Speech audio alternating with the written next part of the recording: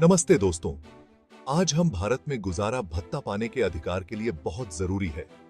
अगर आप कानून के क्षेत्र से हैं या फिर ये जानने में रुचि रखते हैं कि कानून आश्रितों की रक्षा कैसे करता है, तो हमारे साथ बने रहिए। तो चलिए इसे समझते हैं। सीआरपीसी यानी क्रिमिनल प्रोसीजर कोड 1973, खासकर इसका अध्याय आईएक्स पत्नी, बच्चों और माता-पिता के लिए गुजारा भत्ते के प्रावधानों को संबोधित करता है। धारा 125 के तहत कोई भी व्यक्ति अपने धर्म से परे गुजारा भत्ता मांग सकता है। इसका मुख्य लक्ष्य आवेदक को तुरंत राहत पहुंचाना है। धारा 125 के तहत गुजारा भत्ता दाखिल करने के लिए दो मुख्य शर्तें हैं। पहला, पति के पास पर्याप्त साधन होने चाहिए। दूसरा, उसने अपनी पत्नी के गुजारे की उपेक्षा की हो या उसे देने से इनकार किया हो और पत्नी खुद अपना गुजारा चलाने में असमर्थ हो।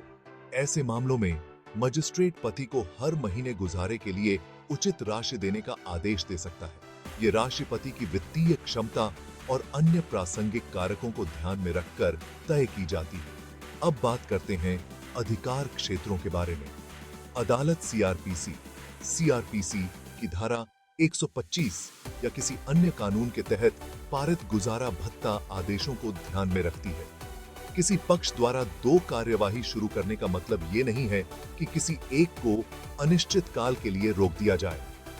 धारा 125 सीआरपीसी और डीवी अधिनियम के तहत कोर्ट द्वारा प्रयोग की जाने वाली गुंजाइश और शक्ति में महत्वपूर्ण अंतर है।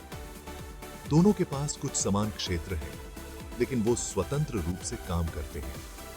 उदाहरण के लिए, डीवी अधिनियम की धारा 12 के तहत गुजारा भत्ता आवेदन पर विचार करते समय सीआरपीसी की धारा 125 के तहत तय किए गए गुजारे को ध्यान में रखा जाता है। एक महत्वपूर्ण मामला है राकेश मल्होत्रा बनाम कृष्णा मल्होत्रा। सुप्रीम कोर्ट ने फैसला दिया कि एक बार स्थायी गुजारा भत्ता आदेश पारित हो जाने के बाद इसे उसी अदालत द्वारा हिंदू विवाह अधिनियम की धारा 25(2) के तहत संशोधित किया जा सकता है। एक और ऐतिहासिक मामले में बादशाह बनाम उर्मिला बादशाह गोडसे, सुप्रीम कोर्ट ने सीआरपीसी धारा 125 के प्रावधानों की उद्देश्यपूर्ण व्याख्या पर जोर दिया। इसका उद्देश्य सामाजिक न्याय प्राप्त करना है, जो सभी नागरिकों के लिए न्याय, स्वतंत्रता, समानता और बंधुत्व सुनिश्चित करने की संवैधानिक दृष्टि के अनुरूप है। अदालतों से कानून और समाज के बीच की खाई को पाटने की उम्मीद की जाती है। एक रूपता और निरंतरता लाने के लिए यह महत्वपूर्ण है कि गुजारा भत्ता आवेदन की तारीख से ही दिया जाए। यह सुनिश्चित करता है कि कार्यवाही लंबित रहने की अवधि के दौरान आवेदक को नुकसान न हो जो उनके नियंत्रण से बाहर होता है। तो ये रही सीआरपीसी धारा 125।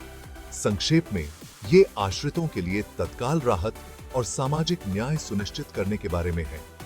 अगर आपको ये वीडियो मददगार लगा तो लाइक, शेयर और अधिक कानूनी जानकारी के लिए सब्सक्राइब करना न भूलें।